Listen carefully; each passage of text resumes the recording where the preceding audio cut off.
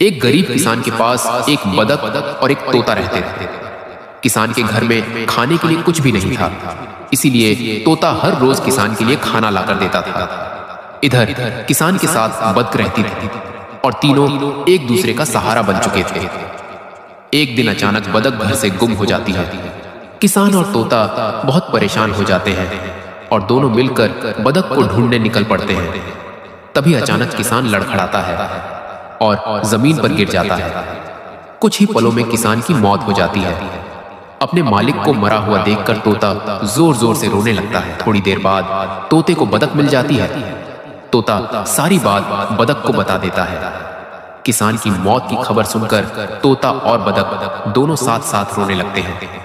और ऐसा सब कुछ इसलिए हुआ क्योंकि आप लोगों ने लाइक और सब्सक्राइब नहीं किया।